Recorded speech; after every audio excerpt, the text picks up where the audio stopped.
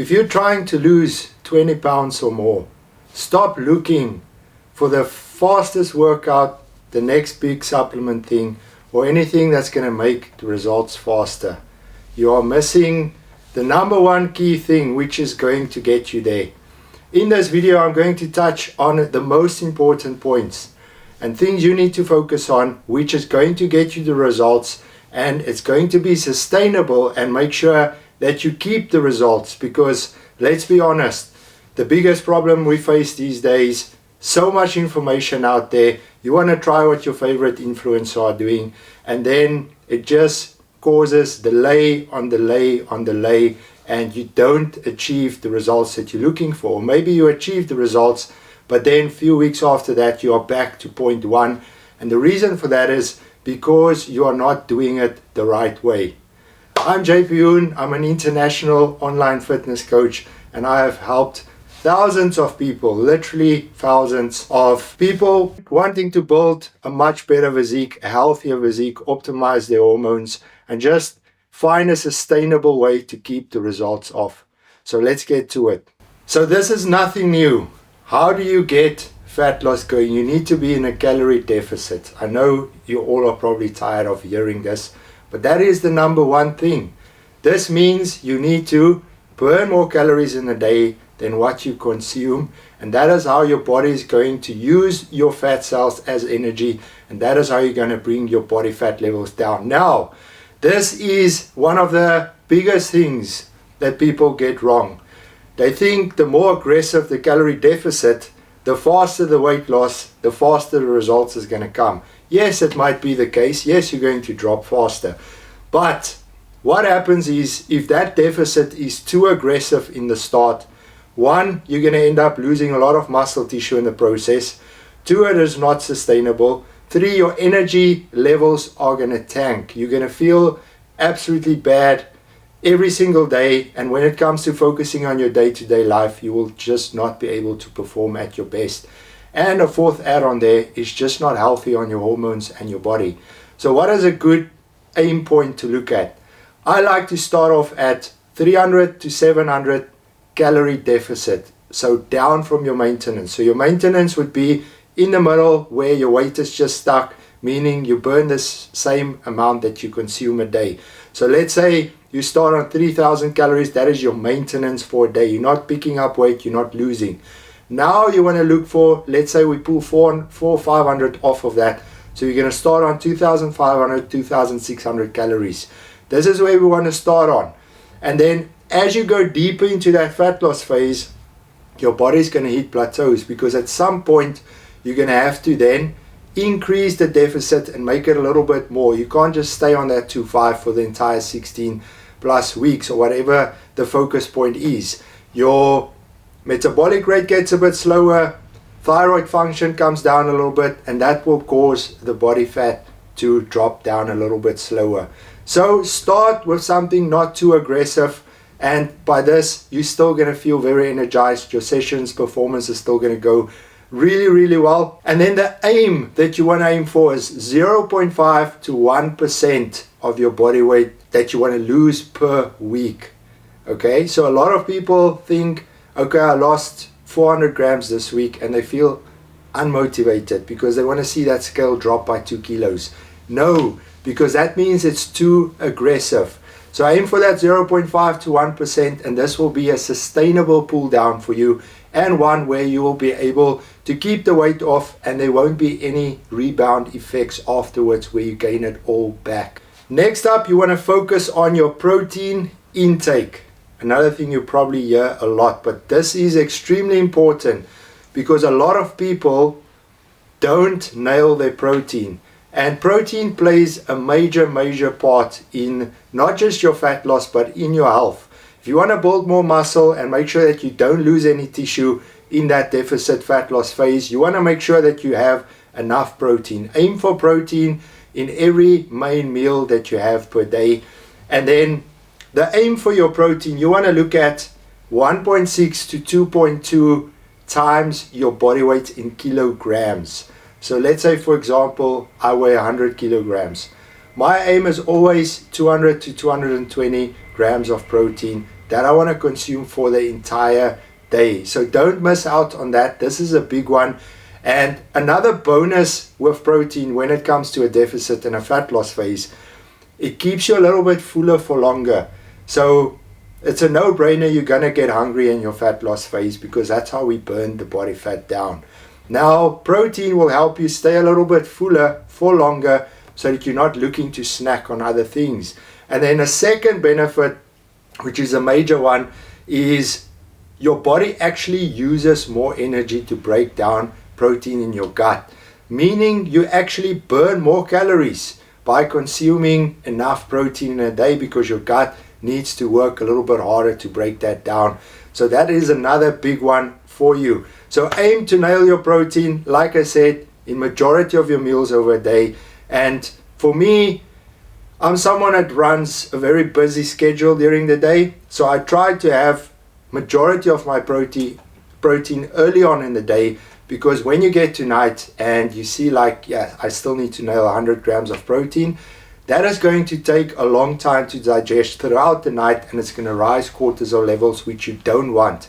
And we'll touch on that later on in this video, but get that protein in early in the day and it's going to fix a lot of problems for you down the line. Next up, we have weight lifting. Now, whenever someone wants to lose weight, the everyday person, all they think about is cardio, cardio, cardio, and you have to do as much as you can. And they don't prioritize their weightlifting. Now, you need to remember, the way you look is always going to be on how you build your physique in the gym. And secondly, in the gym, in the weight sessions, your body is going to use a lot more energy because you're lifting weights. You're not just moving your own body weight. And this is going to cause you to burn more calories in a whole, and it's going to get that metabolic rate up nicely throughout the day as well. Now, a good aim for your weightlifting. I know everyone doesn't have all the time in the world to spend in the gym. You don't need all the time in the world. You need 1 hour in the gym, 3 to 5 sessions per week. Break that up, a nice push upper body session, a nice pull, 1 to 2 leg days. That will give you 4, and you can do 1 full body. If you're a female, you can focus on 2 to 3 lower bodies and 2, depending on your schedule, upper body sessions. Now, when it comes to weightlifting, you don't just want to go in there and lift the same weight over and over and over. You want to focus on progressive overload. One that's going to use more energy, once again, like I explained, and you're going to build more muscle tissue this way, and you're not going to hit a plateau and a place where your body is just not moving forward. Then when you build more muscle tissue, the more muscle you have, the more energy your body uses, the more calories it burns. That's why you'll see someone weighing 70 kilos, someone weighing 100 kilos, and the person 100 kilos with more muscle is always going to use more energy and burn more calories so they can consume more food, normally in a deficit phase. So you want to build more tissue because that will allow you to burn more calories and have a really good, strong metabolic rate. Cardio and movement. These are tools, and 2 very important tools for fat loss. Walking is one of the easiest, underrated things there is for fat loss, because walking puts you like in a zone 1 to 2, very low intensity, low impact on the body, and this is where your body is going to use more fat cells for energy. As soon as you push your cardio very aggressive, high heart rate, zone 4, zone 5, this is where your body is going to start using more glucose, and it's going to empty that out first before your body starts using your fat cells for energy. So the basic should always be movement. Walk as much as you can. A good aim, 8 to 10,000 a day, and be consistent with it. Don't have one day 10 and then 3 days after that 3,000. If you have a desk job, whatever the case is, make sure that you stand up often, go for some small walks throughout the day, and don't leave it for last minute, 8, 9 p.m. at night when your day is done. Because again, this is a time where we want to lower cortisol levels in the body. So throughout the day, as much movement as possible, and no, you do not need an hour of cardio a day. Trust me, you just need consistency with the same basic stuff. So move a lot and look at cardio that doesn't have too high impact. But if you are maybe someone that loves running, don't focus on being too aggressive on the runs. Yes, it's going to help you bring the body fat levels down, but like I said, it empties glycogen stores first before it gets to your actual fat. So make sure that you have that walking and low impact cardio part of your day. Even if you're looking at 5 days for cardio per week, that is going to give you a much bigger push in your fat loss phase. And then a last very important point, which again people don't take serious because they think, how can this play an effect on how you look? I've helped many people with this, and it honestly changes the game on their results and how they feel. That is sleep and overall recovery. Like I've mentioned, you don't need more than 5 weight training days a week. You don't need to train every single day, 7 days a week. You need to make sure that your body can recover as well, because that is the only way one will be able to keep showing up at 100% for every session. Then sleep. From 9 p.m., 8 p.m., you want to start switching off. You don't want to eat too big of a meals just before you sleep, and you don't want to end up doing cardio and heavy training like an hour before you're going to go to bed. This is a time where you want to start dropping cortisol in your body, where your body can go in a state of rest. Now, good things that I use at night in my bed routine is some good magnesium.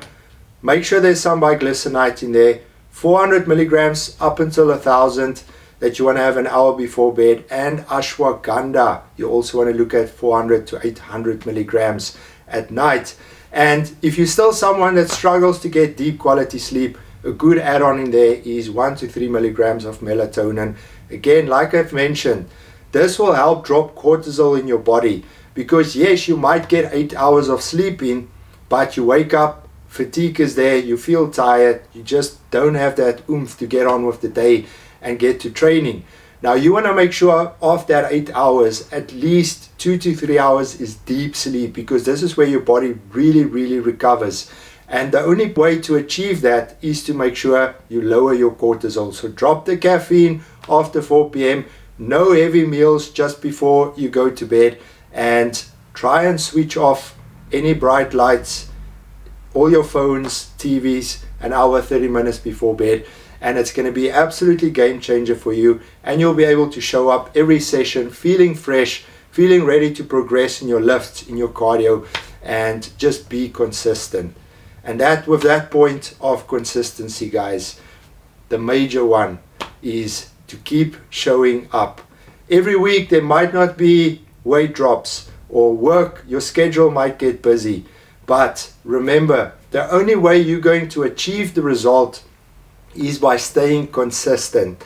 Don't look for the easiest ways there is, because I promise you, no fat burning supplements, no detoxing, no keto diets or special diets is going to help you get results faster. What is going to help you is sticking to something that is sustainable, not too aggressive, and by being consistent with that.